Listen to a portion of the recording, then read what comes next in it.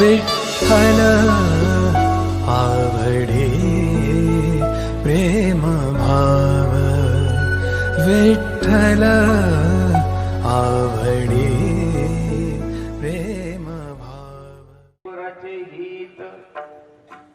लेकराचे हित जाणे माऊलीचे चित्त किंवा वाही माऊलीचे चित्त. ऐसी कळवळ्याची जाती करीला भावीन प्रीती पोटी भागवाही त्याचे सर्वस्व ही साही. ऐसी कळवळ्याची जाती करीला भावीन प्रीती. तुका म्हणे माझे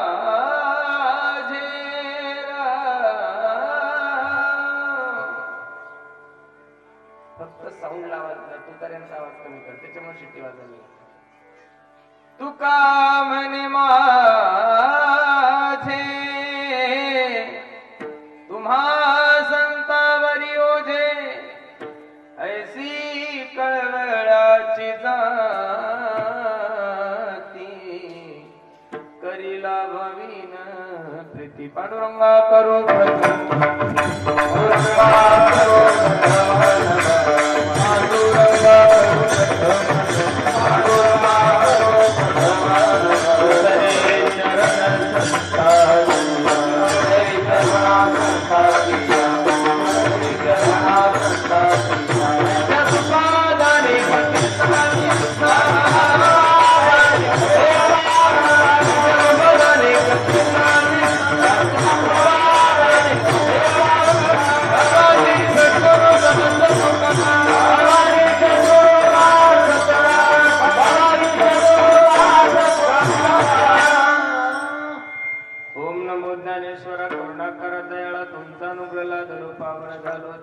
संपादे ज्ञानांचे विदाय भक्तिं विलोकितो येन समाधिराजा. वैराग्यवन्तं सुविचारयुक्तं नमामि जोगं शिरसा गुरुन्तं. नमो सद्गुरु तुकया ज्ञानदीपा. नमो सद्गुरु सच्चिदानंद रूपा. नमो सद्गुरु भक्त कल्याण मूर्ति. नमो सद्गुरु भास्करा कीर्ती. सेवेला की सेवक झालो तुमच्या लागलो निजचरणाची. अहो स्वामी तुकया देवा या घरी न करावा अवघे लेकराचे हित. जाणे माऊलीचे चित्त ऐसी कळवळ्याची जाती करीला भावीन प्रीती. प्रस्तुत प्राप्त प्रसंगी प्राप्त सिद्धी. चिंतन रूपी सेवेसाठी निवडलेला अभंग जगद्गुरु जगन्मान्य देहूचे सुप्रसिद्ध साधू वैराग्याचे महान राष्ट्र ज्ञानेश्वर तुकोबाराय यांचा हा 4 चरणाचा अभंग असून या अभंगामध्ये माझे जगद्गुरु तुकोबाराय आईचा आणि लेकराचं रूप करून साधू संतांची विनवणी करतात. विठ्ठल विठ्ठल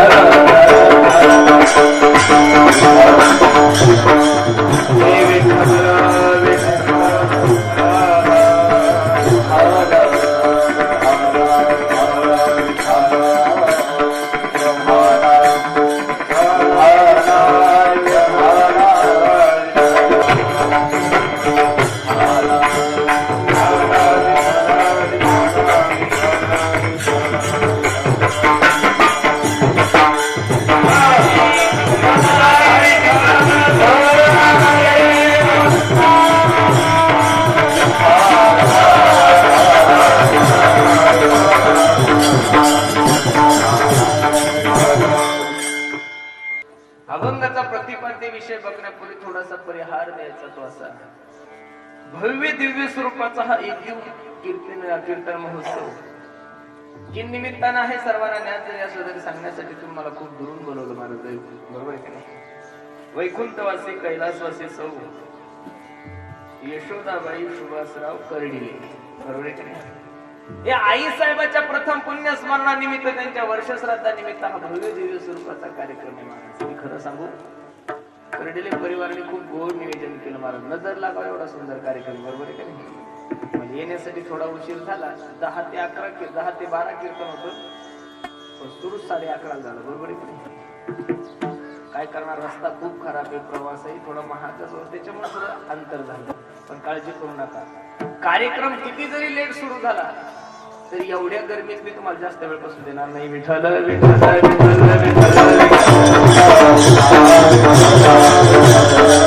हे कार्यक्रमाचं स्वरूप पाहिल्यानंतर, या कार्यक्रमाचा मंडप पाहिल्यानंतर, टाळकरी पाहिल्यानंतर, वादक पाहिल्यानंतर, गायनाचार्य पाहिल्यानंतर, सर्व माईक सिस्टीम पाहिल्यानंतर, हे कॅमेरे वगैरे पाहिल्यानंतर असं वाटतच नाहीये की हे पुण्यतिथीचं कीर्तन म्हणून महाराज, बरोबर आहे का? असं वाटतंय आपल्या गावाच्या सप्त्याचं 25वं वर्ष असावं आणि त्याचं काल्याच्या कीर्तनाचा जसा आनंद आहे तसं कीर्तन आहे महाराज. विठ्ठल विठ्ठल विठ्ठल.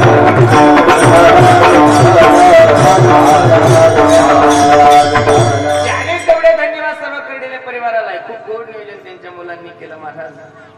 बरेच दिवसापूर्वी तारीख घेतली होती. अगदी थोड्या वेळामध्ये मी तुम्हाला अभंगाचा भाव सांगणार आहे. लक्ष देऊन कीर्तन ऐका महाराज. खूप गोड चिंतन मी तुमच्या समोर ठेवणार आहे. एवढी धावपळ करून रात्रभर प्रवास करून मी तुमच्या गावाला कीर्तनाला आलो म्हणजे निश्चित तुम्हाला हसवण्यासाठी नाही आलो बरं, तुमचं मनोरंजन करण्यासाठी नाही आलो, तुमची करमणूक करण्यासाठी नाही आलो दादा. मनोरंजन करण्यासाठी, करमणूक करण्यासाठी, हसवण्यासाठी विज्ञान एवढं प्रगतीवर गेलंय की आज प्रत्येकाच्या खिशात मोबाईल आहे महाराज. जिओनं एवढी सुंदर सुविधा दिली की प्रत्येकाकडे 4G आहे, 3G आहे, 2G आहे, प्रत्येक ठिकाणी हे आयडिया नोडा फोनला जिथं यांनी तिथे जिओला रेंज महाराज, बरोबर आहे? म्हणून प्रत्येकाकडे जिओचं सिम आहे, प्रत्येक फॅसिलिटी आहे महाराज त्याच्यामध्ये. मनोरंजन करण्यासाठी विज्ञान खूप प्रगतीवर आहे. तुम्हाला बोर झाल्यानंतर युट्यूब मध्ये जा, तुम्ही भाऊसाहेब कदम यांची कॉमेडी ऐकत बसा, रात्रभर हसत बसाल. पण कीर्तन हे तुमच्या आणि माझ्या उद्धाराचं साधन आहे. कीर्तन हे तुमच्या माझ्या जीवनाच्या परिवर्तनाचं साधन आहे. तिथं जर तुम्ही हसण्याची आणि करमणुकीची अपेक्षा करत असाल तर निश्चित ते जीवनाचं सगळ्यात मोठं पाप आहे. विठ्ठल विठ्ठल.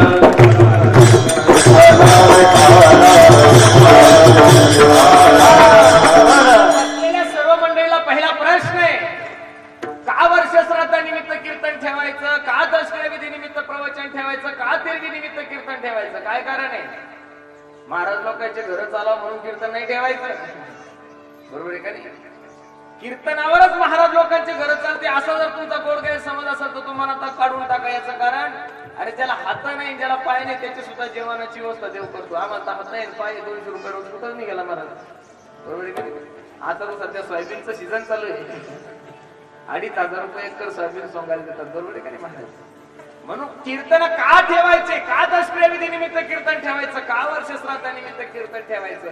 या देशाचा जर सर्वे तुम्ही केला, या महाराष्ट्राचा जर सर्वे केला ना मायबाप, तर आज 75% पोरं मायबाप पोरापासून दुःखी. महाराज किती टक्के? 75% मायबाप पोरापासून दुःखी आहे. आणि अशा कार्यक्रमातून निश्चित त्या लोकांना चांगला संदेश गेल्याशिवाय राहणार नाही. म्हणून निश्चित हरी कीर्तन ठेवले पाहिजे. विठ्ठल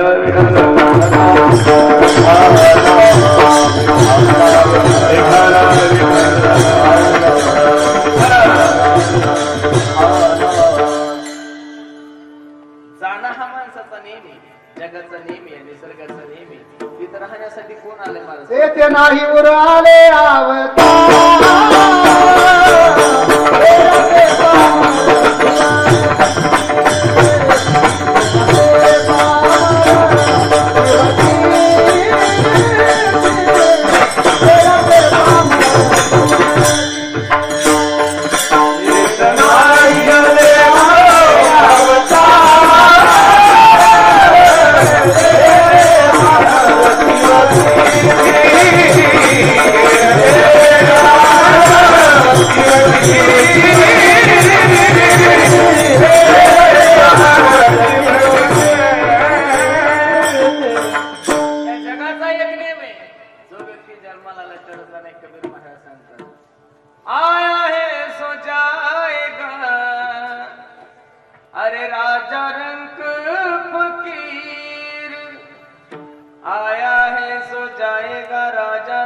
फकीर, कोई सिंहासन चढ़ा,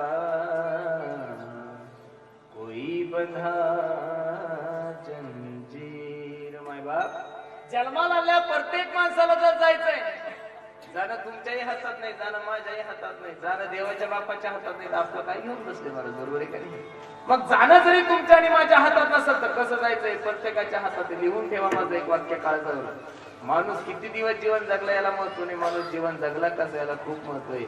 अरे जात असताना असं जात जा, कबीरा जब हम पैदा हुए, काय गोड वर्णन करतात कबीर महाराज. कबीरा जब हम पैदा हुए, जग हंसे हम रोए, ऐसी करनी कर चलो जग रोए हम हंसे. माय बाप, आपण गेल्यानंतर लोकांच्या डोळ्याला धारा लागल्या पाहिजे. काय जाणं झालं काही काही लोकांचं. अरे एवढं दिवस जीवन जगू नका दादा तुम्ही, की तुमचे घरचे तुमच्या मरणाची वाट पाहतील. काय एवढे दिवस जीवन जगू नका. माझ्या साधू संतांचं जीवन पहा. 42 वर्ष जगले माझे तुकोबर आहे. 22व्या वर्षपर्यंत माझ्या ज्ञानोबरांनी कार्य केलं. 42-43 वर्ष माझे छत्रपती शिवाजी महाराज जगले, पण कार्य एवढं सुंदर केलं महाराज की चंद्र सूर्यासेपर्यंत त्यांचं नावाचं अजरामर राहण्याचं कारण मी सांगू का तुम्हाला? जात असताना माणसाने असं केलं पाहिजे. तुमचा तालुका कोणता आहे? लातूर का नांदेड? जिल्हा? तुम्ही एवढे जे मंडळी कीर्तनाला आलेले, माझी विनंती तुम्हाला, तुम्ही एवढं चांगलं जागा, एवढं चांगलं जागा की कमीत कमी आपल्यासाठी जिल्हा रडला पाहिजे ना. नका जिल्हा रडू देऊ पण कमीत कमी चाकूर तालुका, नका तालुका रडू देऊ पण कमीत कमी आपलं गाव जानवळ. 10,000 लोकसंख्येचं गाव आहे ना आपलं, बरोबर आहे का नाही? किती लोकसंख्या आहे? 10,000, बरोबर आहे का नाही? मग महाराज कमीत कमी एवढं चांगलं तर नक्कीच जगलं पाहिजे की आपला तालुका, आपलं गाव आपल्यासाठी रडलं पाहिजे. बरं नका गाव रडू देऊ, कमीत कमी नातेवाईक. अहो नाही नातेवाईक रडले तरी चालते, पण कमीत कमी तुमचे घरचे रडले पाहिजे. एवढं तर चांगलं जगा. अरे माझ्या ज्ञानोबरायचं जाणं एवढं सुंदर झालं की ज्ञानोबरायच्या जाण्याने साधू संत रडत होते, यात नवं नाहीये. ज्ञानोबरायच्या जाण्याने महाराष्ट्र रडत होता, यात नवं नाहीये. त्यांचे भावंड रडत होते, यात नवं नाहीये. अरे माझ्या ज्ञानोबरायचं जाणं एवढं गोड झालं दादा. जगाचा मालक करतो मग करतो अन्यथा करतो म्हणजे शक्ती. तो जगाचा मालक सुद्धा माझ्या ज्ञानोबरायच्या जाण्याने रडते. काय गोड वर्णन आहे का? देव निवृत्ती आवे हरिले दोन्ही कर, देव निवृत्ती आवे हरिले दोन्ही कर, देव निवृत्ती आवे हरिले दोन्ही कर, देव निवृत्ती आवे हरिले दोन्ही कर.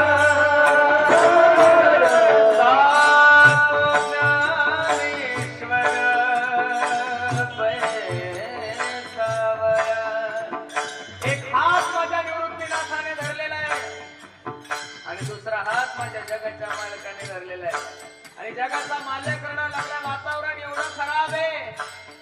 नदीची माशा घातले माझवन,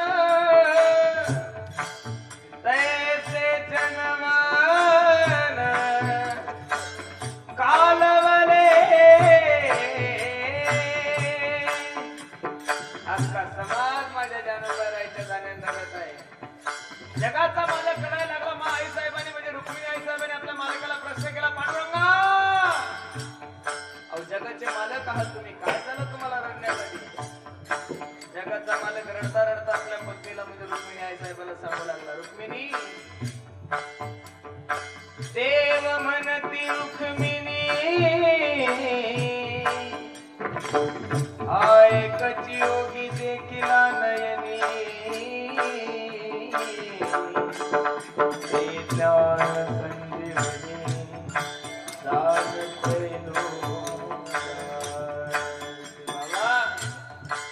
जगाचा मालक ज्यावेळेस माझ्या ज्ञानोबरायचं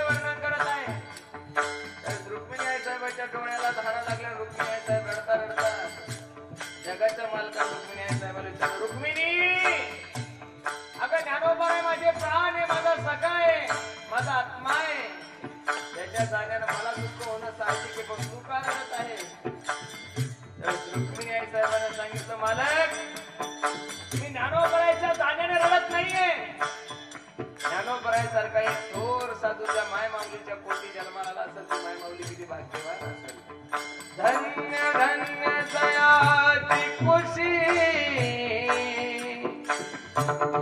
ज्ञानदेव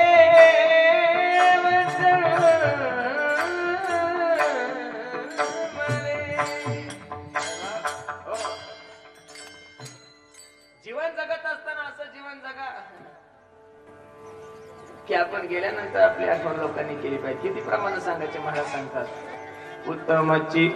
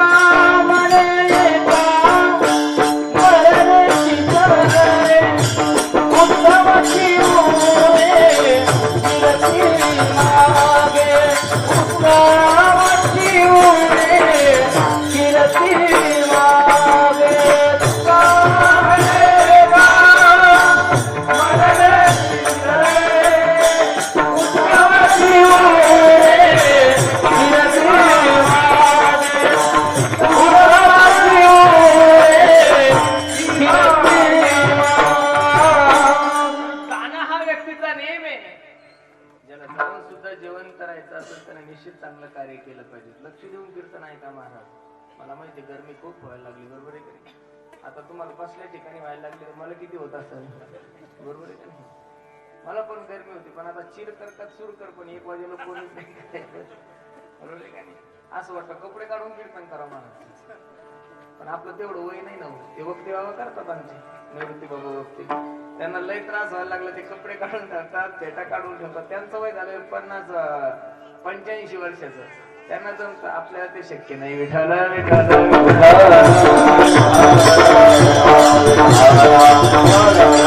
तुम्ही कोणत्याही क्षेत्रामध्ये जीवन जगा दादा, लक्ष देऊन कीर्तन आहे. तुम्ही कोणत्याही क्षेत्रामध्ये जीवन जगा, फक्त जीवन चांगलं जगा, निश्चित लोक तुमची आठवण करतात. क्षेत्र राजकारणाचं घ्या, राजकीय क्षेत्रामध्ये जर तुम्ही समाजाची सेवा केली, समाजा हिताचे निर्णय घेतले, मला असं वाटतं हा समाज तुमचे पुतळे बांधल्याशिवाय आणि अशी अनेक उदाहरणं तुम्हाला देतील, बरोबर आहे का नाही? आध्यात्मिक क्षेत्रामध्ये म्हणजे परमार्थिक क्षेत्रामध्ये जर चांगले वागले तर लोक तुमचं मंदिर बांधतात, आणि व्यावहारिक क्षेत्रामध्ये जर तुम्ही चांगले जगले तर निश्चित लोक तुमचं नाव काढल्याशिवाय राहाल. माणूस किती सुंदर होता याच्यासाठी माणसाला मरावं लागतं, तेव्हाच माणसाची चर्चा होते, तशी चर्चा होत. एखादा माणूस कसा आहे, तो चांगला आहे का वाईट हे पाहण्यासाठी त्या मेल्यानंतर त्याच्या अंत्ययात्रेमध्ये लोक चर्चा करतात. दादा काय गोड माणूस हो आमच्या गावामध्ये, हा एवढा जानवळ मध्ये एवढा चांगला माणूसच नव्हता महाराज. परमार्थामध्ये पुढे असायचा, कोणाला कोणती अडचण असू द्या त्याला धावून जायचा. एवढा चांगला माणूस देव कसा बर घेऊन गेला असेल, असं जर कोणी कोणाच्या अंत्ययात्रेमध्ये चर्चा करत असत तर समजून चला तो देव माणूस होता, बरोबर आहे काय? आणि काही काही लोक मेले की लोक अंत्ययात्रेमध्ये तंबाखू चोळत बसतात, तंबाखू सुनाला असतात, मग म्हणतात महाराज बरं झालं आमच्या जानवळची घाणगिरी, असे म्हणतात ना लोक. एक ग्रामपंचायत बिनविरोध होऊ दिली नाही महाराजा माणसाने. एक काही जमिनीचा व्यवहार चांगला होऊ दिला, माणसं दिसायला नुसते आडवे महाराज, माणसं उभे. माणसं सारखं आडवं जगात कोणीच नाही. आपली एक अंधश्रद्धा आहे, मांजर आडवी गेली की काम होत नाही म्हणतात ना लोक, म्हणतात ना मांजर आडवी गेली की लोक म्हणतात काम होत नाही. 100 मांजरे आडव्या जाऊ तरी तुमचं काम होईल, पण एक दलिंदर माणूस जर आडवा गेला तर गावचा सप्ता होतो. मला जेवढी ताकद आहे माणसामध्ये, एक माणूस जर आडवा गेला तर अविरोध होणारी ग्रामपंचायत महाराज.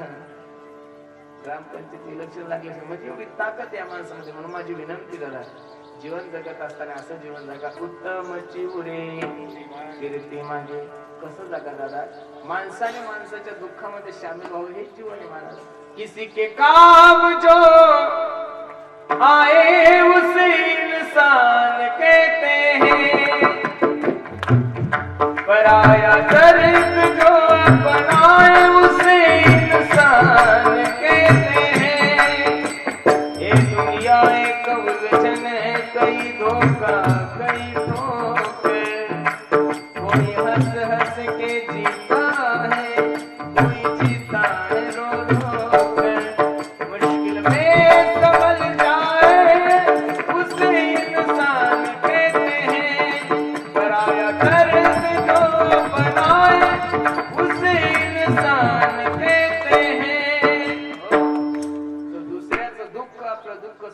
त्याला माणूस म्हणा दादा. आणि दुसऱ्याचं दुःख आपलं सुख समजतो त्याला राक्षस. विठाला विठाला भाग्यवान मंडळी आहोत दादा. हे खूप गोड नियोजन सर्व या करडेले कुटुंबियांनी केलं महाराज. आज जर समाजाचा विचार करायला गेलो तर हजारो लोक महाराष्ट्रामध्ये जन्माला येतात आणि हजारो लोक मरतात. प्रत्येकाच्या जयंत्या प्रत्येकाच्या पुण्यतिथ्या महाराष्ट्र नाही साजरा करत. का लोकांच्या पुण्यतिथ्या साजऱ्या होतात? का लोकांच्या जयंत्या साजऱ्या होतात महाराज? मी तर नेहमी सांगत असतात की ज्या व्यक्तीने चांगलं काम केलेलं आहे, ज्या व्यक्तीने समाजामध्ये काहीतरी चांगलं कार्य केलेले, त्याच कार्याची आठवण लोक पुण्यतिथीद्वारे साजरी करतात, जयंतीद्वारे साजरी करतात. ज्यांचं कार्य घरच्यांसाठी नाही त्यांची दशक्रियाविधी कशी होईल महाराज? बरोबर आहे का नाही? जे लोक फक्त स्वतःचाच विचार करतात त्या लोकांचं दुर्भाग्य असं असतं त्यांच्या घरचे त्यांची दशक्रियाविधी सुद्धा घालत नाही. आणि जे लोक उभ्या महाराष्ट्राचा विचार करतात महाराज, काय साधू संतांचा अंतःकरण असलो अवघाची संसार किंबहुना सर्व सुखी. अरे आपल्याला शिक्षणच एवढं चांगलं दिलेलं आहे दादा. आपण पहिल्या वर्गात ज्यावेळेस शाळेत जातो त्यावेळेस आपल्याला पहिली प्रार्थना शिकवली जाते, India is my country, all Indians are my brother and sister, I love my country. Bharat माझा, सारे भारतीय माझे बांधव आहे. नुसता माझा भाऊच माझा भाऊ असं नाहीये, सारे भारतीय माझे बांधव आहे. एवढं सुंदर शिक्षण जर या जगाच्या पाठीवर कोणाला देत असेल तर ते फक्त भारतामध्ये. तुम्ही बसणारी मंडळी कधी विचार केला का आपल्या देशाला भारत माता का म्हणतात म्हणून? काय मातेसारखं काय आपल्या देशामध्ये? अरे आमच्या देशाचा स्वभाव एवढा चांगला आहे, आमच्या देशाची वागणूक एवढी चांगली आहे रे. जे आतंकवादी आमच्या देशाच्या जवानांवर गोळ्या घालतात, त्या आतंकवाद्याला सुद्धा दिवाळीची पहिली मिठाई देणारा या जगातला पहिला देश येतो म्हणजे माझा भारत महाराज. बरोबर आहे का नाही?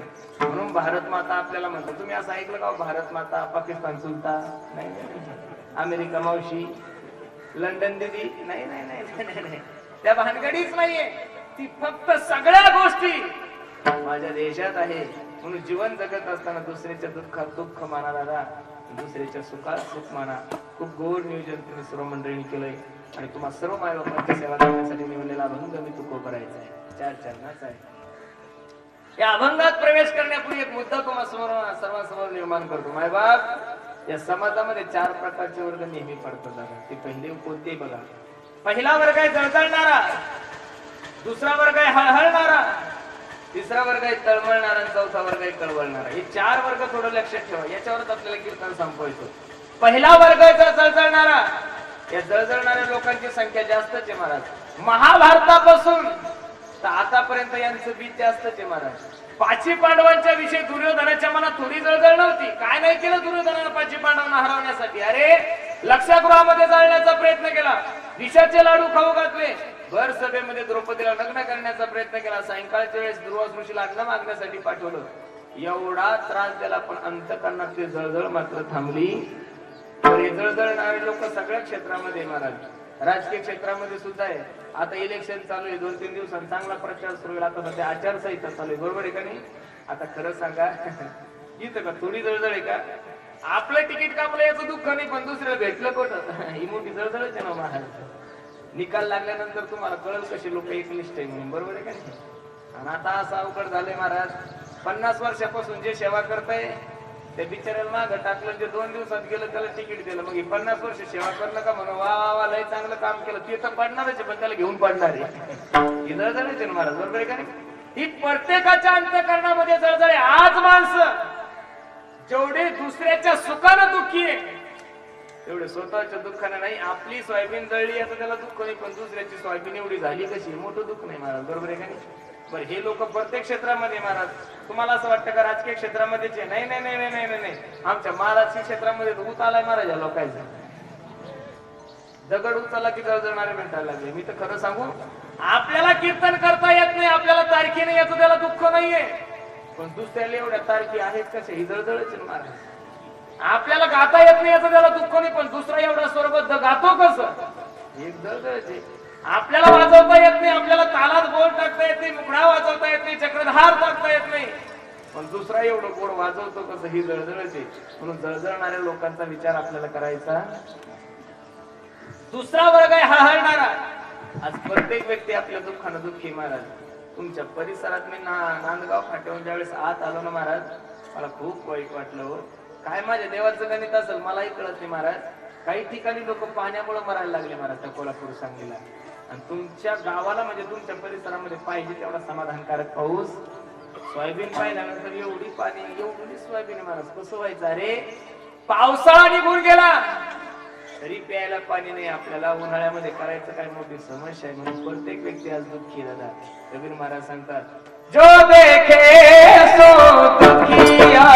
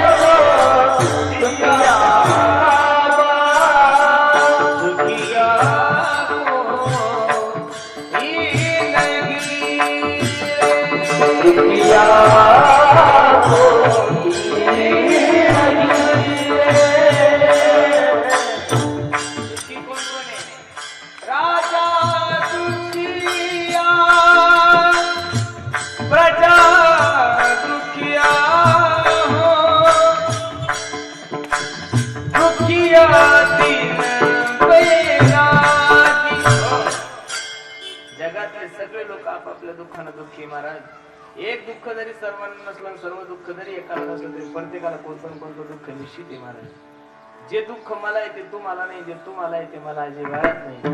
म्हणून प्रत्येक व्यक्ती आपले दुःख मला येते तुम्हाला नाही, जे तुम्हाला येते मला अजिबात नाही.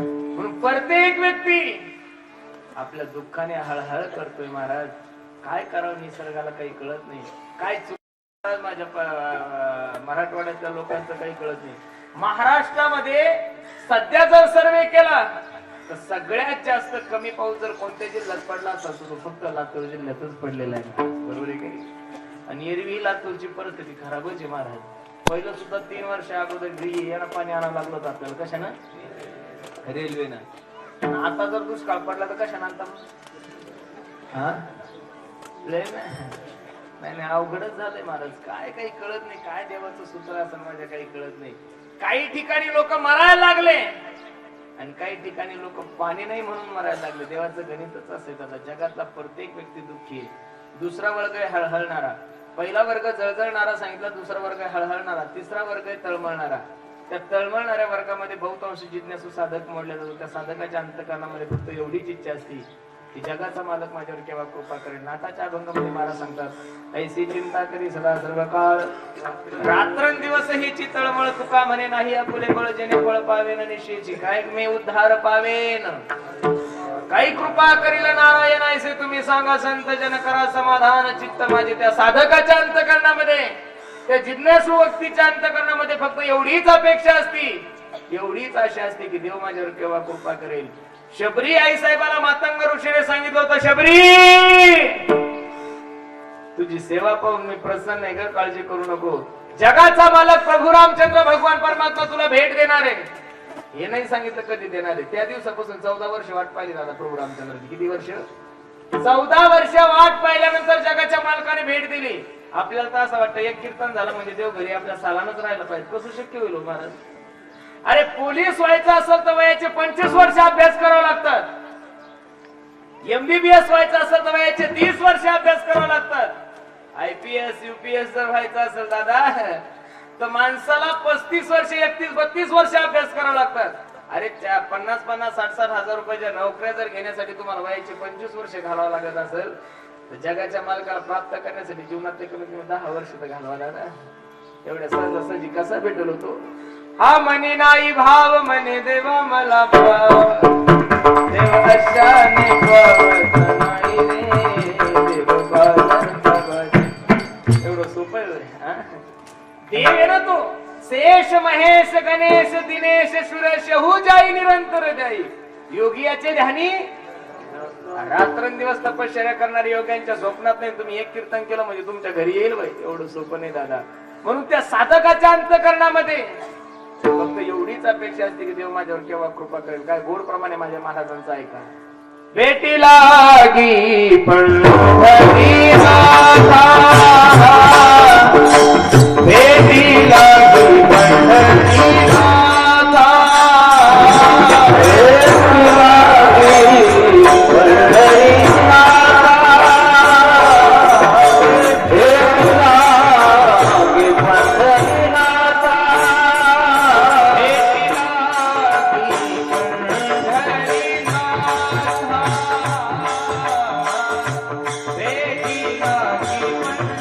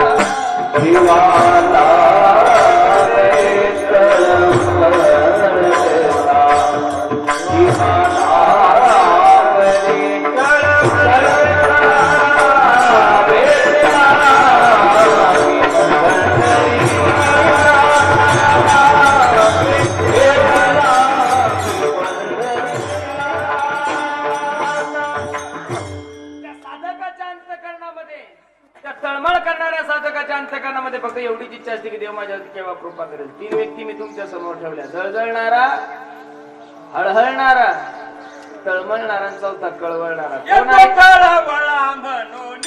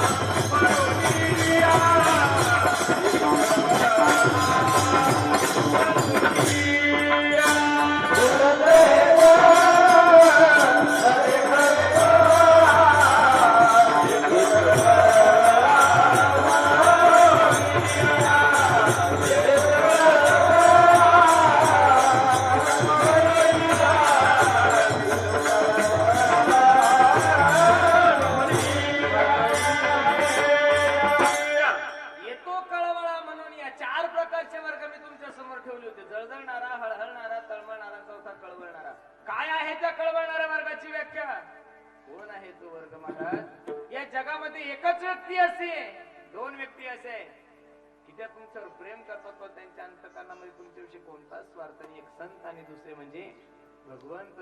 आणि त्यांचं वर्णन करत असताना कोण आहे ती कळवळणारी जात, तेच महाराज अभंगाच्या पहिल्या चरणात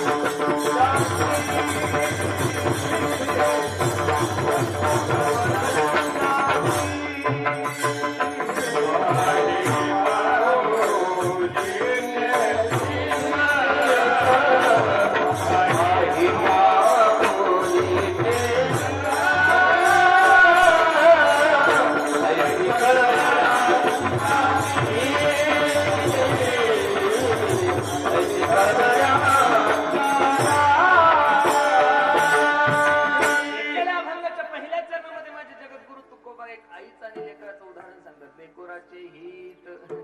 लेकरू हा शब्द माझ्या तुकोबराने वापरलाय आणि माऊली हा शब्द वापरलाय. कीर्तन लक्ष देऊन ऐका बरं दादा. माऊली हा शब्द जर जगद्गुरु तुकोबराने स्वतःच्या आई संबंधात वापरला असेल तर आई सुद्धा मुलावर प्रेम करते, पण त्या मुलामध्ये प्रेमामध्ये काहीतरी साम्यता आहे. उन्हाळ्याचे दिवस होते, दुपारचे 12 वाजले, ते मे महिना होता, कडक ऊन तापलेलं होतं. 10-5 मुलं उन्हाळ्यात जगण्यात खेळत असताना आईने आपल्या पोराला आवाज दिला, बाळ्या ए बाळू. अरे दादा ऊन लागल रे तुला, आजारी पडशील, सावली ते. त्यावेळेस बाळू आपल्या आईला सांगतो, ए आई, अगं माझे सर्व मित्र खेळत आहेत, त्यांना ऊन लागत नाही, मला एकट्याला कसं लागल. त्यावेळेस आईच्या मुखातून जे वाक्य निघतं ते खूप गोड. आई म्हणते, बाळ्या अरे त्यांना मरू दे रे, तू सावली ती. काय आपुल्याचा कळवळा आणि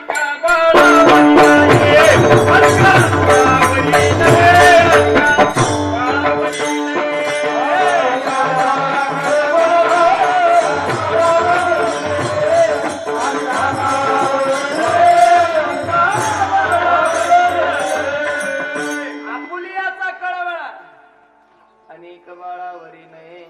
प्रमाण फक्त प्रमाणात द्या. भरपूर झालेलं आहे आणि काय नाही, आपल्याला काही वन डे खेळायचं नाही, कसोटीत आपल्याला आवडतच नाही. ओनली 20-20. बॅटिंगही मिस करणार, बॉलिंगही मिस करणार, फिल्डिंगही मिस करणार आणि शेवटी मॅच जिंकून मॅन ऑफ द मॅच मीच घेऊन जाणार. तुम्ही फक्त कोरच करायचं,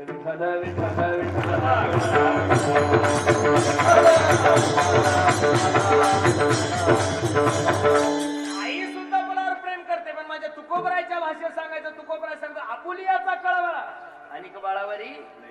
मग माऊली हा शब्द जगद्गुरु तुकोबराने वापरलाय कोणाला? माझ्या ज्ञानोबराला वापरलाय. माऊली मी तुमचं लेकरू आहे, बरोबर आहे का नाही?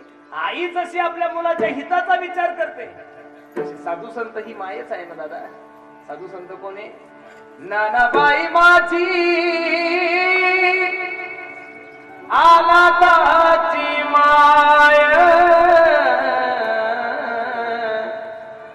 एका जनार्दनी पाय. साऊंड लावायचे, मला आवाज कमी कर. वंदित से आई आपल्या मुलाच्या हिताचाच विचार करते, पण आपुलियाचा कळवळा आणि कबाळावरी नाही. पण माऊली हा शब्द जगद्गुरु तुकोबराने निश्चित साधू संतांसाठी वापरला. लेकुराचे हित वाहे माऊलीचे चित्त. आईसाठी जर हा शब्द ठरवावा तर आई सुद्धा मुलावर प्रेम करते, पण माझ्या तुकोबराच्या भाषेत सांगायचं आईचं प्रेम सुद्धा स्वार्थी सांगितलेलं आहे महाराज. तुम्ही म्हणसाल महाराज असं कसं बोलताय तुम्ही? माय बाप सांभाळीती लोभा कारणे. अरे आई मुलाला इंजिनियर करत असेल, डॉक्टर करत असेल, कलेक्टर करत असेल, चांगलं शिक्षण देत असेल, पण प्रत्येक आईच्या मनामध्ये एक स्वार्थ आहे की या मुलाने मला म्हातारपणी काय केलं पाहिजे? सांभाळलं पाहिजे. काय केलं पाहिजे? म्हणून आई सुद्धा मुलावर प्रेम करत असताना स्वार्थी करते, पण साधू संतांच्या अंतकरणात तुमच्याविषयी काय स्वार्थ आहे महाराज? म्हणून महाराज सांगतात की बाबा जसं आई आपल्या लेकराच्या हिताचा विचार करते तसं तुम्ही ज्ञानोबा आहे निश्चित माझ्या हिताचा विचार करा. लेकुराचे हित वाहे माऊलीचे चित्त किंवा जाणे माऊलीचे चित्त. आई कशी आपल्या मुलाचा हिताचा विचार करते लक्ष देऊन एक उदाहरण ऐका. खूप गोड विचार मी तुमच्या समोर ठेवणार आहे. एका गावामध्ये दोघं नवरा बायको राहत होती. दादा आवाज असा पाकायला लागला रे. आवाज असा इथं साऊंडला आवाज यायला पाहिजे. वरचा कमी झाला तरी चालतो, शिट्टी नाही वाजली पाहिजे. दोघं नवरा बायको राहत होते. त्या माय माऊलीला मुलगा झाला आणि पती मरण पावले. लक्ष देऊन कीर्तन ऐका दादा. पती मरण पावल्यानंतर त्या मुलाचं संगोपन त्या माय माऊलीने एवढं चांगल्या रीत्या केलं, एवढं चांगल्या रीत्या केलं, वा वा वा, कोणत्याच गोष्टीची कमी पडू दिली नाही. घरची परिस्थिती तशी तिची नाजूकच होती महाराज. कशी होती? नाजूक होती. मुलगा 2 दिवसाचा असताना पती मरण पावला होता. अशा परिस्थितीमध्ये त्या माय माऊलीने त्या लेकराचा सांभाळ केला. मुलाला इंजिनियर होण्याची इच्छा होती महाराज. काय इच्छा होती? कीर्तन लक्ष देऊन ऐका. मुलाला इंजिनियर होण्याची खूप इच्छा होती. आईची परिस्थिती नसताना सुद्धा आईने स्वतःची जमीन विकली, सोना नाणं विकलं. शेवटी पैसे कमी पडत होते म्हणून आईने दुसऱ्याच्या घरी धुणं भांडी केली, पण याला कोणत्याच गोष्टीची कमी पडू दिली नाही महाराज. मुलगा इंजिनियर झाला. ज्या कॉलेजमध्ये मुलगा शिकत होता त्या कॉलेजच्या एका मुलीसोबत त्याने लग्न केलं, कारण तीही इंजिनियर होती, जातीची मुलगी होती. आईच्या इच्छेनं लग्न झालं आणि मुलगा मुंबई सारख्या ठिकाणी राहायला गेला महाराज. तिथं आई राहत होती. आईचं वय 70, 75, 80 वर्षाची माय झालेली होती. आईला टीबी नावाचा रोग झाला होता. कोणता नावाचा? आणि त्याच्यामुळे आईला खूप खोकला यायचा. एवढा खोकला येत होता की तो खोकला आला की आईला कसं व्हायचं कळत नसायचं. आणि नेमकं त्या खोकल्याची वेळ होती महाराज. रात्रीचे 8 वाजले की आईचा खोकला सुरू व्हायचा. रात्रीचे 8 वाजले खोकला सुरू व्हायचा. मुलगी दिवसभर ऑफिस मध्ये काम करायचे, संध्याकाळी आली की आई खोकलायची. एक दिवस तिने आपल्या नवऱ्याला आवाज दिला, मालक ओ पतिदेव. नवरा धावतच आला, काय ग? अहो दिवसभर ऑफिस मध्ये काम करावं लागतो, सायंकाळी घरी आली की तुमची आई नुसतं खोकलत बसते. हे बघा मला हे त्रास सहन होत नाही. एक तर घरामध्ये मी राहील किंवा घरामध्ये तुमची आई राहील. महाराज पोराच्या डोळ्याला धारा लागल्या, पोरग रडायला लागलं. रडता रडता आपल्या बायकोला सांगू लागला, ग वेडे असं नको करू ग. मी हात भर असताना माझे वडील मरण पावले. त्या दिवसापासून तर आतापर्यंत माझ्या आईने मला कोणत्याच गोष्टीची कमी पडू दिली नाही. स्वर कमी करतात थोडा मोबाईलचा स्वर कमी.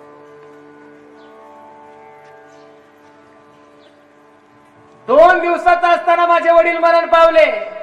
त्या दिवसापासून तर आतापर्यंत माझ्या आईने मला कोणत्याच गोष्टीची कमी पडू दिली नाही. का ग वेडे, ह्या वयात जर मी माझ्या आईला सोडून गेलो मला महापाप लागल. रडायला लागला मुलगा, असं नको करू ग.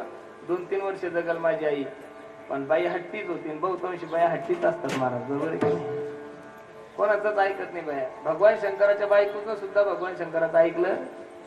प्रभू रामचंद्राच्या बायकोनं सुद्धा सीतेच्या जीवनामध्ये हा वनवास कसा पडला बरं? सोन्यासारखा नवरा असताना सुद्धा हरण आवडलीच नाही, बरोबर आहे का?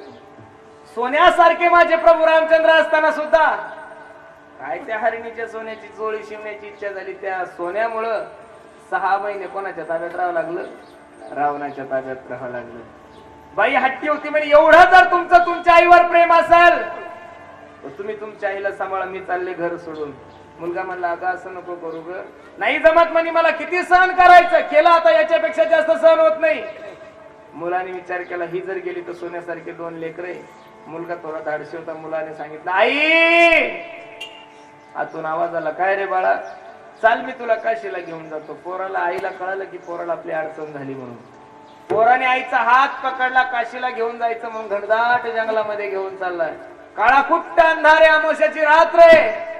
आणि काळाकुट्ट अंधारातून आई ज्यावेळेस चालत आहे त्यावेळेस त्या झाडाचा पाला तोडत होती, खाली टाकत होती, पाला तोडत होती, खाली टाकत होती, पाला तोडत होती, खाली टाकत होती.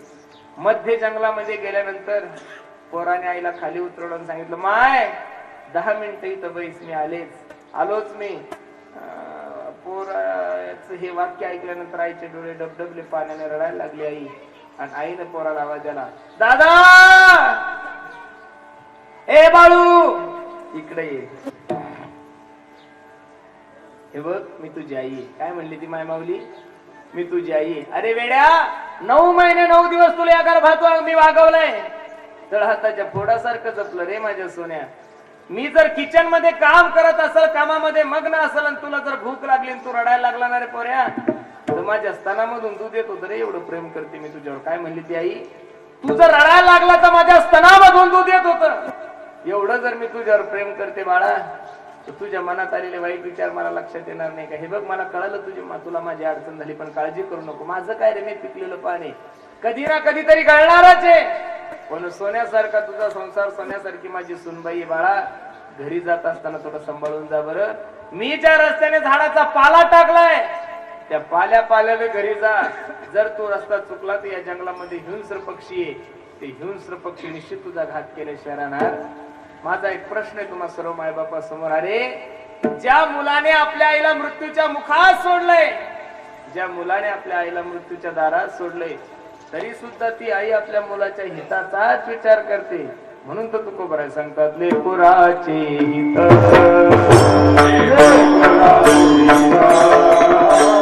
लेकराचे हित आहे माऊलीचे चित्त, आहे माऊलीचे चित्त.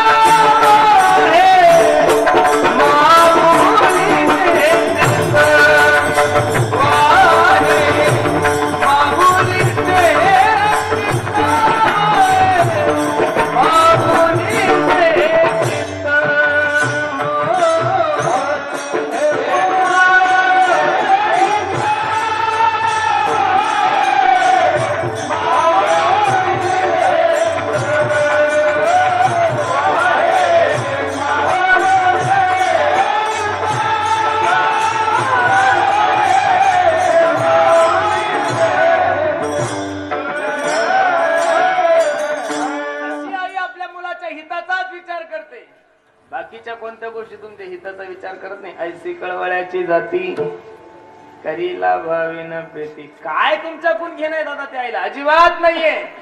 प्रत्येक आई वडिला कळवला आपल्या पोराकडून फक्त एवढीच अपेक्षा असते की म्हातारपणी त्यांनी मला 2 टाइम जेव घालावून चांगलं बोलावं. याच्यापेक्षा काय अपेक्षा असते. खरं सांगू का, मायबाप सोडून जगातले जेवढे काही नाते ना दादा, आवाज असा मोकळा सोड रे, आवाज दबायला लागला दादा. मायबाप सोडून जगातले जेवढे काही नाते, तेवढे सगळे नाते स्वार्थी. तुम्ही म्हणसाल महाराज कोणते कोणते नाते? ऐका दादा. जो वरी चाले धंदा तो बरी बहीण म्हणे दादा. तुमची बहीण तुमच्यावर किती प्रेम करते हे कीर्तनात ऐकण्यापेक्षा फक्त 2 भाऊबीजीला तिला साडी घेऊ नका. 3री भाऊबीज तुमची कोर्टात गेल्याशिवाय राहत नाही, एवढं प्रेम करते महाराज. एक तरी बरं आहे तुमच्याकडे समृद्धी महामार्ग हवे नाही गेला. ज्या ज्या भागातून समृद्धी हवे गेला ना महाराज, त्याच्या भागातल्या हलकट बहिणीने एका सहीचे 25-25 लाख रुपये घेतले महाराज. माझ्या समोर एक भाऊ रडत होता. अगं ताई, तू लहान असताना बाप मरण पावला ग, त्या दिवसापासून आतापर्यंत तुझा सांभाळ केला मी. 2 एकर जमीन विकून तुझं लग्न केलंय. अगं काहीच नाहीये, 2च एकर जमीन आहे. असं करू नको, सही कर. बहीण म्हणत होती तू मेला तरी चालतो, पहिले 25 लाख माझ्या खात्यावर ट्रान्सफर कर तरच सही करते. तशी सही करत आता अशा बहिणी धरणाला लागली. सोडावं तर कुठं सोडावं. जो वरी चाले धंदा तो वरी बहीण म्हणे दादा. मग काय म्हणतील, बायको प्रेम करती. बायकोच्या बाबतीत तर 5 लाख 1,001% खोट आहे महाराज. तुम्ही म्हणसाल प्रमाण हो, बाईल म्हणती खर नसीले घर. तुम्हाला आता काही कळणार नाही हो, कळल पण केव्हा कळो येईल.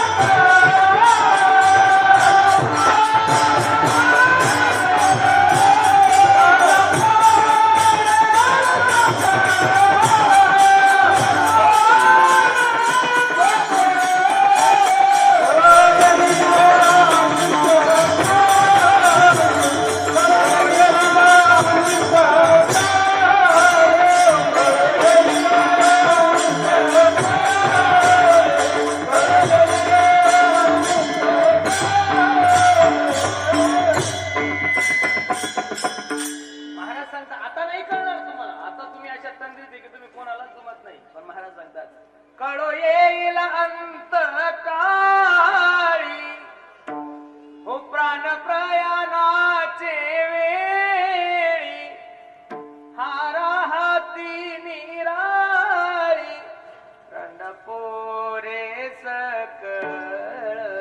दादा या जगाचा नेम आहे, जोवरी चळण गा तोवरी मनती माझा मानती लहान थोर देव सुखाची या काजा इंद्रिय मावळली आला बागुल आजा. बाबा बसणारे सर्व क्षेत्रातले मंडळी, माझा एक प्रश्न आहे तुम्हाला, खरं सांगा, माणसं निवडून आल्यानंतर जास्त जवळ असतात का पडल्यानंतर? तुम्ही म्हणसाल मला 24 तारखेला कळलं, बरोबर आहे का नाही? पण याच्या अगोदरचा इतिहास सांगा.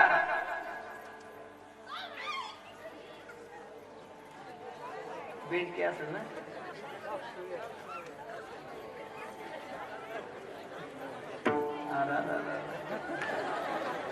बरं झालंय का ना वाघ नाही आला, नाही तर मेल्याच असते 4-5 जण.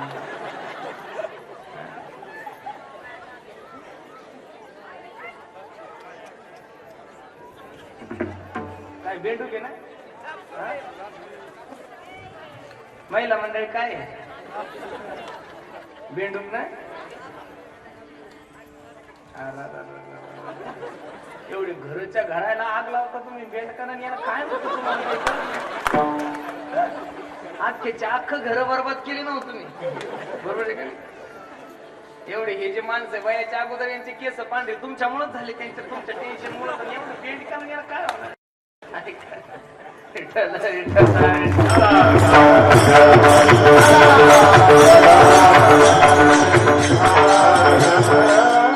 जोपर्यंत सत्ता आहे, जोपर्यंत संपत्ती, तोपर्यंत लोक तुमच्यावर प्रेम करतात. जो वरी चळ नगा तो वरी म्हणते माझा, मानते लहान तो देह सुखाचे आकाजा.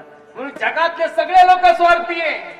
कोण प्रेम करते दादा तुम्हाला? सोडा विना बंधू पाठीची बाई असे जिची कामिनी दुरायचा आणि बुमो अश्वश्य गोष्टी नारी कहत्वारी जन स्मशाने देहेशितायाम परलोक मार्गे कर्मानुगो गच्छती जीव का. जाणार आहे दादा हे सगळ्या गोष्टी. कशा जाणार आहे? देह जाणार त्याची काळोबा खाणार. म्हणून बसणाऱ्या मंडळींना माझे 4 गोष्टी लिहून ठेवा. पहिली गोष्ट, तुम्ही तुमच्या संपत्तीवर अभिमान नका करू. दुसरी गोष्ट, सत्तेचा करू नका. तिसरी गोष्ट, सौंदर्याचा करू नका. चौथी गोष्ट, कलेचा करू नका. संपत्तीचा जर अभिमान म्हणा, तुम्ही जानवळ गावामध्ये एखादा माणूस येताना काही 10 चक्कर घेऊन आला का? बरं, जाताना काही 2-4 गुंठे? अरे नाही हो दादा. आया था नंगा अरे जाएगा बिनंगा. नाही हो दादा. कोणी येतानीच जर घेऊन आले नाही तर जाताना कोण काय घेऊन जाणार आहे? पण काय अभिमान असतो महाराज लोकांना. संपत्तीचा अभिमान करू नका. राजा रावणासारखा व्यक्ती जर संसारातून काही घेऊन गेला नाही तर आपल्यासारख्या लोकांनी काय घेऊन बसले? सांगा ती कवडी. अजून उदाहरण सांगू. जब गया था दुनिया से दोनों हाथ खाली थे. कौन? आज जवानी बड़ी तरह निभाले कल पछताएगा वो. चढ़ता सूरज धीरे धीरे ढलता ही ढल जाएगा. ढल जाएगा, ढल जाएगा. चढ़ता सूरज धीरे धीरे ढलता ही ढल जाएगा. म्हणून संपत्ती कोणीच घेऊन गेलं नाही, पण काय अभिमान असतो मला संपत्तीला. पैशाचा, सोन्याचा, संपत्तीचा अभिमान करूच नका दादा. या जगातलं कोण काही घेऊन गेलं? तुमच्या परिसरामध्ये असं एखादं उदाहरण घडलं का टाळकरी मंडळी? लक्ष देऊन ऐका. तुमच्या चाकूर तालुक्यामध्ये, लातूर जिल्ह्यामध्ये एखादा वारकरी माणूस मेला, माळकरी माणूस मेला, एखादा महाराज मेला आणि तो मेल्यानंतर त्याच्या गळ्यातली तुळशीची माळ काढली, असं एखादं उदाहरण ऐकलं दादा तुम्ही? तुम्ही ऐकलं दादा? चष्मेवाले दादा ऐकलं एखादं उदाहरण? फेटेवाले बाबा, तुमच्या जानवळमध्ये एखादा वारकरी माणूस मेला आणि त्याच्या गळ्यातली तुळशीची माळ काढून घेतली, असं उदाहरण ऐकलं नाही? पण तुमच्या परिसरामध्ये एखादा गोल्डमॅन मेलाय, त्याच्या हातात 4 अंगठे आहे, घडी सोन्याची, गळ्यात 2-3 तोळ्याचं लॉकेट आहे आणि तो मेल्यानंतर त्याचं सोनं सोबत जाऊ देतात का काढून घेतात हो? हा, बरं ते काढायला माणसं असतात का बाया? लय हलकट. नवरा जरी मरेला असला त्याच्या हातात जर 4 अंगठे असले तर रडता रडता हातातली अंगठी उपस्ती मारत नाही, रडता रडता. आमच्या गावात शेजारी एक पाटील समाजाचा म्हातारा मेला. जुना म्हातारा होता, खूप प्रेम करायचा माझ्यावर. हे मिशा जुना म्हातारा होता. 2-2 तोळ्याच्या बाळ्या होत्या मला त्याच्या गळ्यामध्ये, कानामध्ये. आणि म्हातारा मेला, पोरांनी फोन केला, पुरुषोत्तम दादा बाबा वारले, उद्याचं सकाळी 10 अंत्यसंस्कार 10 वाजता. मी गेलो आपलं. आता मी गेल्यानंतर म्हातारी रडायला लागली. आपल्या तिकडची पद्धत आहे, एकदा स्नानासाठी व्यक्तीला बाहेर काढले त्याला परत घरात नेत, त्याला लगेच त्या माडावर बांधतात.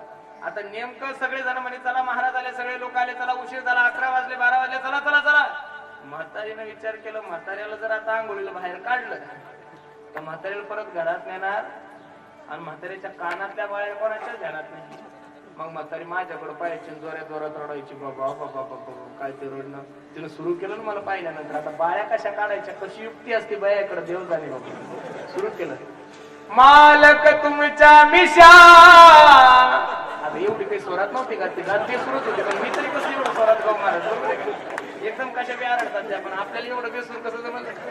मालक तुमच्या मिशा.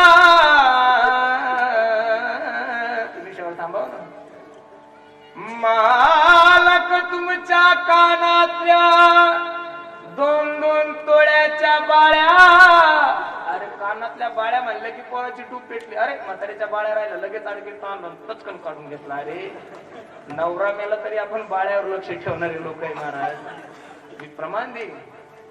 बांधोनिया देती यमाची हाती भूषण हे घेती कारोनिया भूषण हे घेती कारोनिया हो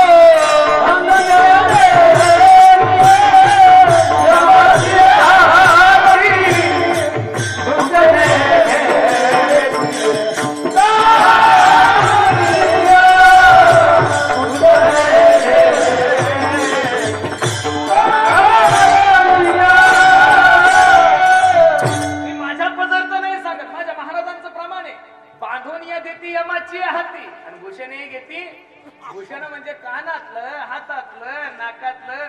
मग माझा प्रश्न आहे तुम्हाला सर्व मंडळीला, जे काढून घेतात ते घालावं का जे सोबत ते घालावं?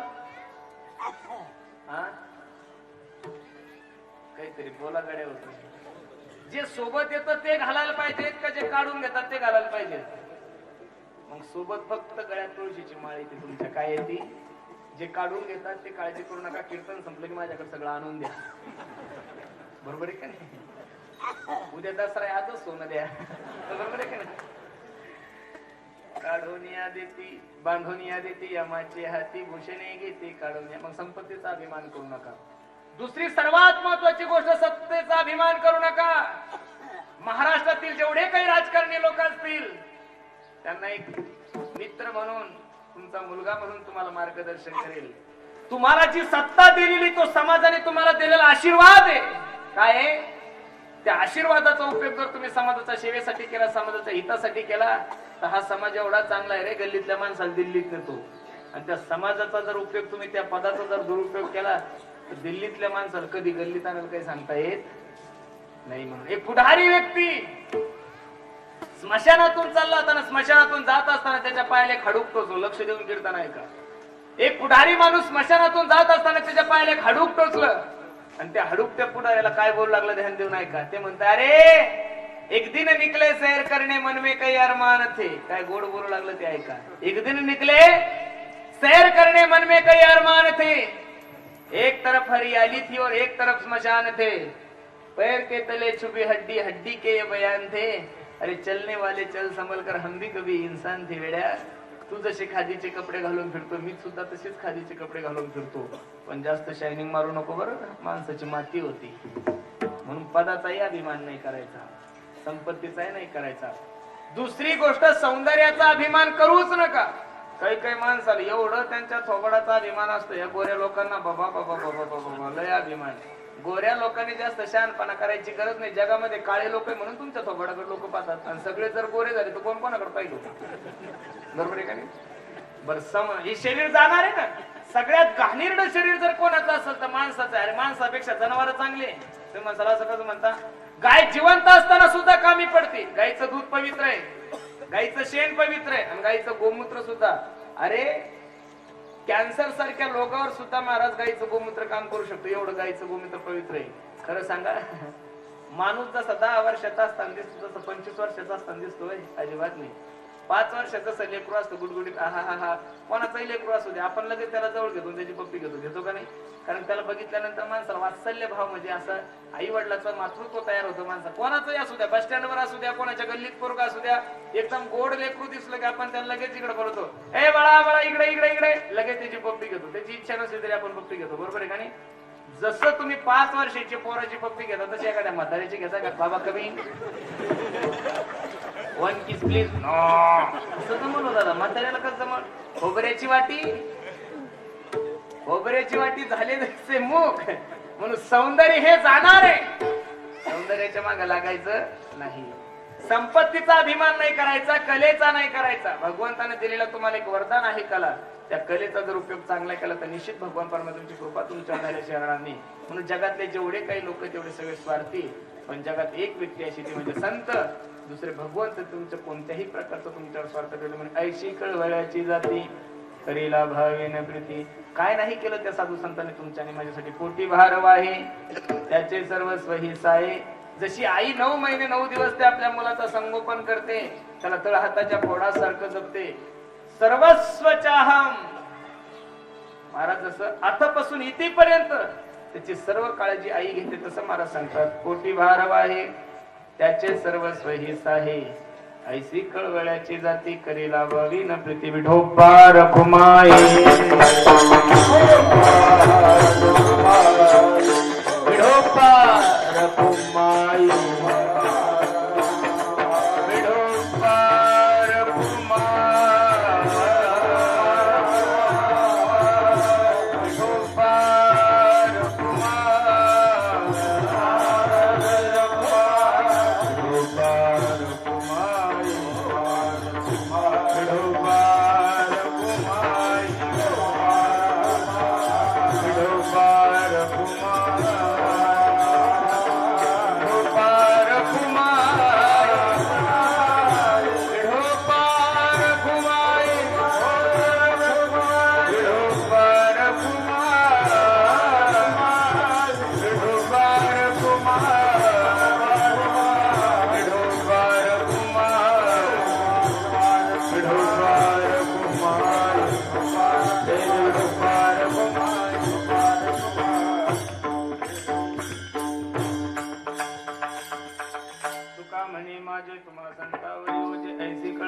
जाती करीला भावी न प्रीती माझे तुकोबर आहे. त्या साधू संतांचं वर्णन करत आहे.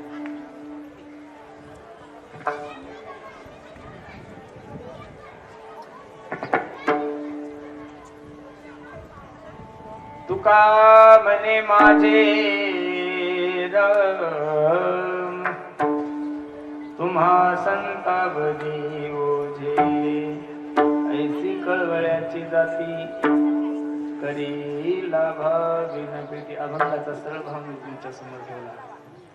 आवर्जून कीर्तनामध्ये मी काही गोष्टी सांगत असतो, काळाची गरज आहे. प्रत्येक कीर्तनकाराने समाजाला 10-15 मिनिटं दिले पाहिजे. एक वाक्य सांगू तुम्हाला, लक्ष देऊन कीर्तन ऐका. झालं ना आता? थोडं लक्ष द्या माय मावल्यानं, थोडं झालं, थोडं लक्ष द्या माझ्याकडे, लक्ष देऊन ऐका. ज्या माय माऊलीच्या वर्षश्राद्धानिमित्त हा कार्यक्रम आहे, अशा असणाऱ्या कैलासवासी यशोदाबाई सुभाषराव करडिले, बरोबर आहे का नाही? त्या आईच्या पुण्यस्मरणानिमित्त, त्या आईच्या वर्षश्राद्धानिमित्त हा कार्यक्रम आहे. मी नेहमी सांगत असतो दादा, जिवंतपणी जोपर्यंत मायबाप जिवंत आहे तोपर्यंत निश्चित मायबापाची सेवा करा रे. या जगातलं चालतं बोलतं दैवत आपले मायबाप आहे. आज प्रत्येकाने आपल्या घरात देवी बसवली, प्रत्येकाच्या चौकामध्ये नवरात्र आहे, प्रत्येकाच्या गल्लीमध्ये देवी बसवली. पण मी तुम्हाला सांगू, आज घरातली जिवंत देवी दुःखी रे. चौकात देव्या बसून करता काय महाराज तुम्ही, बरोबर आहे का नाही?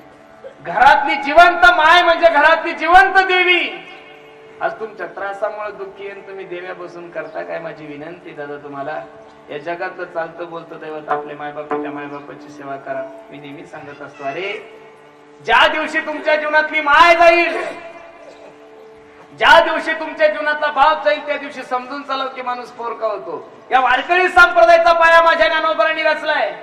त्या ज्ञानोबरांनी रेड्यामुखी वेद बोलवलाय. चांगदेव 65 अमृत अनुभव ज्ञानेश्वरी सारखे एवढे महान ग्रंथ या समाजाला दिले. पण ज्ञानोबरायच्या जीवनातले खंत ज्यावेळेस विचारली त्यावेळेस ज्ञानोबराय सांगतात, अहो हे सर्व सुख पाहण्यासाठी, हे सर्व ऐश्वर्य पाहण्यासाठी माझी आई रुक्मिणी वडील विठ्ठलपंत जिवंत असते, तुम्हाला अजून बरं वाटलं असतं. ज्ञानोबरायचे उद्गार आहे, आई वाचून पोर वेगळी, नाती तुटली फार,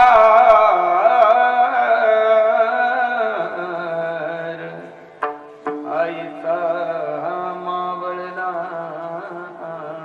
धार, स्वामी तिन्ही जगाचा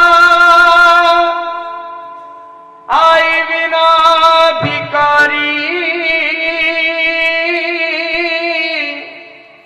हो स्वामी तिन्ही जगाचा आई विना भिकारी. आईला काय अपेक्षा असते दादा? मला कोण काही नाही.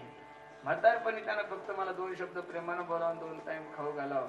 आईला काही घेणं देत नसतं की मुलगा इंजिनियर झाला काय, डॉक्टर झाला काय, पंतप्रधान झाला काय, राष्ट्रपती झाला का. रे या भारताचे लाडके पंतप्रधान नरेंद्रभाई मोदी ज्यावेळेस पंतप्रधानाची शपथ घेऊन आपल्या आईला भेटण्यासाठी गुजरातला जातात ना, त्यावेळेस त्या आईने हे नाही विचारलं जात तू किती मतांना निवडून आला, तू काय काय केलं, कसं कसं, काही गरज नसतं त्या आईला. त्या आईने फक्त त्या लेकराच्या गालावून हात फिरवला आणि 2 घास आपल्या हाताने खाऊ घातले. ही गोष्ट ज्या दिवशी ही व्यक्ती तुमच्या जीवनात जाईल ना दादा, त्या दिवशी समजून चला की माणूस पोरका झाल्याशिवाय राहत नाही. म्हणून मी खरं सांगू, आपली आई म्हातारी असू द्या, आपला बाप म्हातारा असू द्या, पण तो घराला आधार आहे. म्हणून माझी विनंती दादा, प्रत्येकाने आपल्या आई वडिलांची सेवा करा. किती आई आपल्या मुलावर प्रेम करते. मी नेहमी कीर्तनाच्या माध्यमातून, तुम्ही युट्यूब द्वारे ऐकला असेल, पण मी नेहमी आवर्जून सांगतो, एका माय माऊलीचा डोळा खराब झाला हो दादा, रडायला लागली ती, आणि रडता रडता आपल्या लेकराला सांगू लागली, दादा माझा डोळा खराब झालाय रे सोन्या, काय करशील. मुलगा म्हणला, आई मी तुझा एकुलता एक मुलगा आहे, काळजी नको करू माय, लातूरच्या सर्वात मोठ्या महागड्या हॉस्पिटल मध्ये घेऊन जातो आणि तुझ्या डोळ्याचं ऑपरेशन करतो.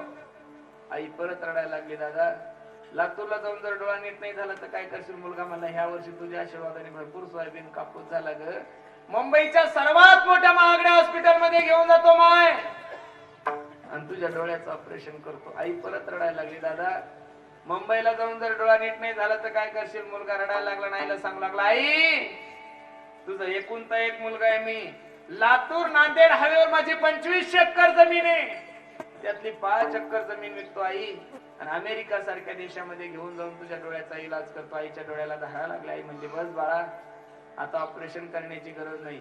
अरे आता जरी मला यम नेण्यासाठी आला तर हसत मुखाने त्या मरणाचा स्वीकार करेल का. माझी कुस पवित्र झाली रे, माझ्या कुशीमधून तुझ्यासारखा प्रेम करणारा पोरगा जन्माला आला. आई रडायला लागली, पोरगाही रडायला लागला. पोरगा रडता रडता आईला म्हणता, आई तू माझी परीक्षा घेत होतीस का ग माय.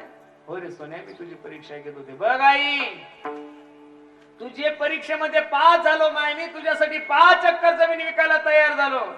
एवढं प्रेम आहे ग माझं तुझ्यावर. पण आई दुर्दैवानं जर माझा डोळा खराब झाला तर तू माझ्यासाठी काय करशील. रडणाऱ्या आईने पदराने डोळे पुसले ना आपल्या लेकराला सांगितलं, दादा तुझा जर डोळा खराब झाला तर तुझी आई तुला दवाखान्यात नाही नेणार रे माझ्या सोन्या. माझा डोळा काढून तुझ्या हातात दिले एवढं प्रेम या जगामध्ये फक्त आई करते. म्हणून माझी विनंती, ज्या दिवशी माणसाची आई जाईल ना दादा, त्या दिवशी निश्चित माणूस पोरका होतो. काय नाही केलं हो तुमच्यासाठी त्या आईने महाराज. जन्म दिला आईने तुला, उपकार हा मोठा केला. तुम्हाला जन्म दिला है, उपकार केलाय ना. ठेस लागे तुझ्या पायाला, हसू येई तिच्या डोळ्याला. जन्म दिला आईने तुला, उपकार हा मोठा केला. प्रत्येक कविताकाराने आपल्या आईचं तोंड भरून वर्णन केले. म्हणून मी नेहमी सांगत असतो, आई माझी मायेचा सागर दिला तिने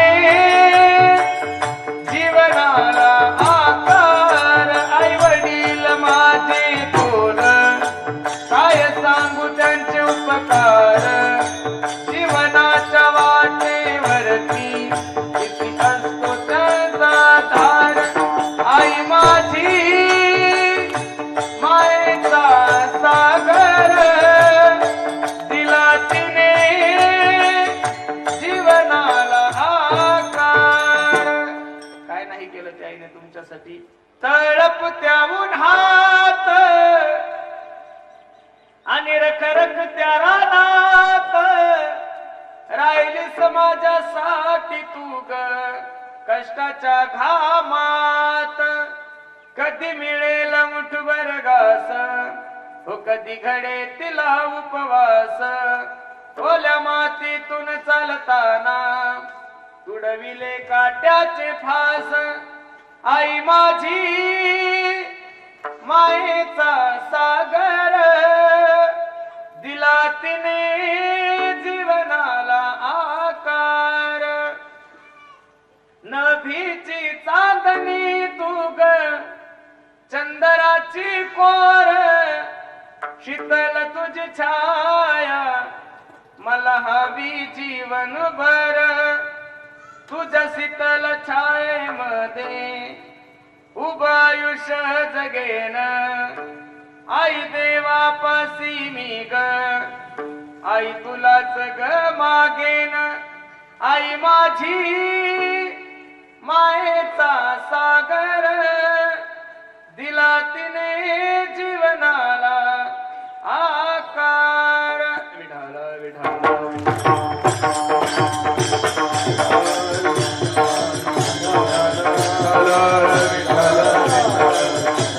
म्हणून नाही काही तुम्हाला जास्त परमार्थ करता आला तर निश्चित माणसाने आपल्या आई वडिलांची जर सेवा केली ना महाराज बाकीचा परमार्थ करण्याची काहीच गरज नाही. मी नारदाच्या गादीवर सांगू तुम्हाला, खरं सांगतोय, लक्ष देऊन ऐका. ज्या माय माऊलीच्या पुण्यस्मरणानिमित्त हा कार्यक्रम चालू आहे ना दादा, त्या माय माऊलीचं नाव वैकुंठवासी यशोदाबाई साहेबराव सुभाषराव कर्डिले, बरोबर आहे का नाही?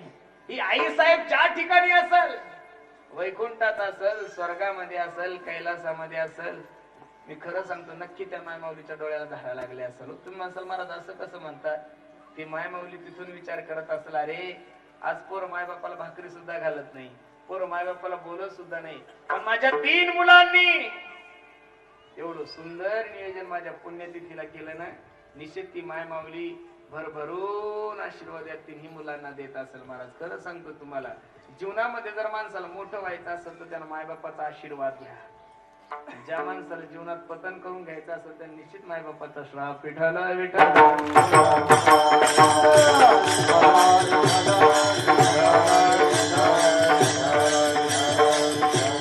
खूप गोड नियोजन केलंय महाराज. एका दिवसाचं कीर्तन म्हणल्यानंतर एवढा समारोह जमणं शक्य नाहीये. सप्ताहाच्या कालावधीमध्ये लोक ठीक आहे, सप्ताहाच्या कालावधीमध्ये रंगदेवता असते, पण सप्ताहाचं 1 दिवसाचं कीर्तन एवढे टाळकरी बोलवा, एवढे गायक बोलवा, एवढे वादक बोलवा. आमच्या धनाजी भाऊने, आमच्या कल्याणराव भाऊने आणि आमच्या तानाजी भाऊने खूप गोड नियोजन केलं महाराज. निश्चित तुमची माय माऊली तुम्हाला भरभरून आशीर्वाद देत असेल आणि हा कार्यक्रम पाहून निश्चित तिच्या डोळ्याला धारा लागल्या असेल. ती नक्की तुम्हाला म्हणत असेल, शुद्ध बीजा पोटी फळे रसाळ. अरे तुम्हा आम्हाला यांचा हरी काय वाटणार आहे? आपुल्या हिता जो असे जागता धन्य माता पिता कोळी कन्या पुत्र होती जे सात्विक तयाचा हरीक वाटे देवा. म्हणून सर्व कर्डिले परिवाराला द्यावे तेवढे धन्यवाद आहे महाराज. खूप गोड नियोजन तुम्ही सर्व मंडळी केलं.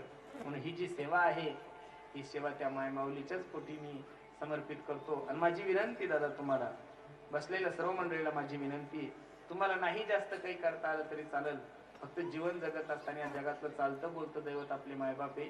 त्या मायबापाची सेवा करा. निश्चित तो भगवान परमात्मा तुमच्यावर कृपा केल्याशिवाय राहणार नाही. ज्ञानेश्वर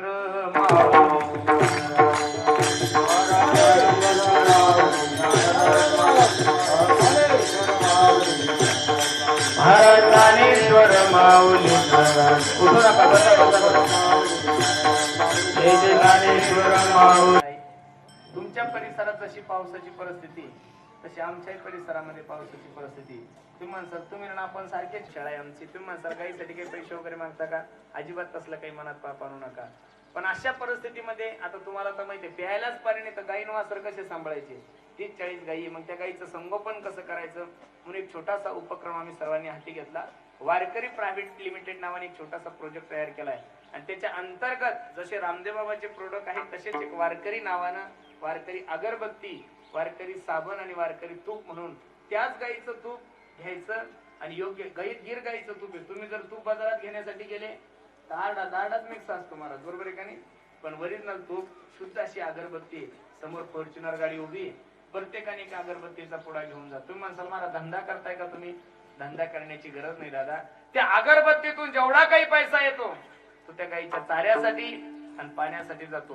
पुन्हा एकदा तुमच्याकडे प्रत्येकाकडे अँड्रॉइड फोन आहे, एकदा मोबाईल मध्ये जाऊन अगरबत्ती कोण बनवतं, अगरबत्ती व्यवसायामध्ये कोणत्या समाजाचे लोक आहे याचा विचार केल्यानंतर तुम्हाला कळलं आपण काय करतोय. दादा माझा एक प्रश्न आहे तुम्हाला, आपण दुसऱ्या धर्माची अगरबत्ती घेऊन जर आपण आपल्या देवतेला ओवाळत असेल तर आपण आपल्या माणसाची अगरबत्ती घेऊन आपल्या देवतेला का ओवाळू नये हा प्रश्न तुम्हाला सर्वांसमोर आहे. आणि ते काही धंद्यासाठी नाही करायचे. निश्चित त्या अगरबत्तीमधून येणारा पैसा गायीच्या चाऱ्यासाठी, गाईच्या पाण्यासाठी जाणार आहे म्हणून समोर फॉर्च्युनर गाडी उभी आहे.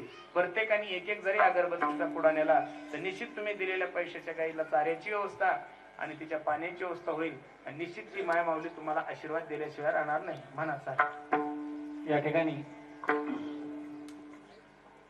आली मुखावाटे अमृत वचने उतरण्यात आहेत आणि म्हणून या ठिकाणी या कीर्तनासाठी हजर राहिलेले परिसरातील सर्व गुणीजन वारकरी वैष्णव आणि गावातील भाविक या सर्वांचे मी कर्डिले परिवारातर्फे एक सदस्य म्हणून सर्वांचे या ठिकाणी आभार मानतो.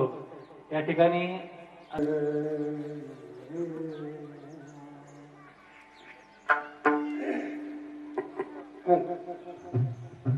तुका म्हणे माझे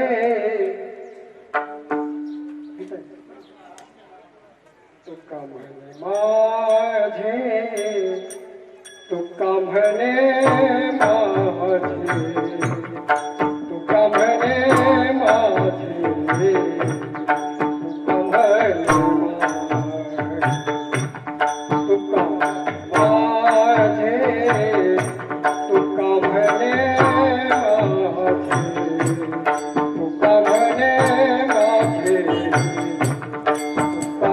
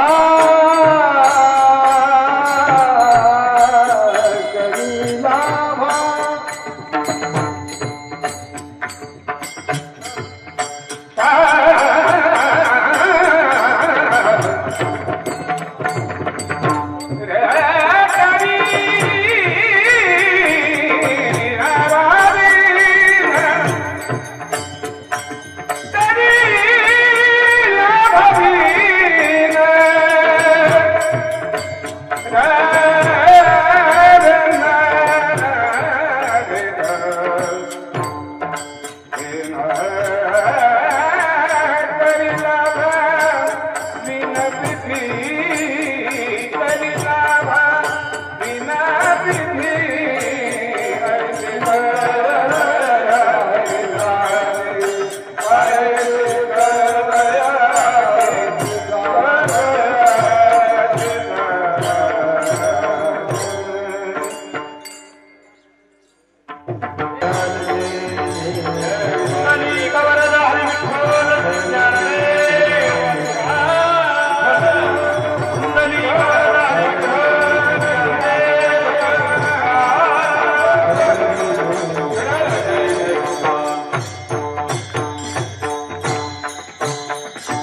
भोले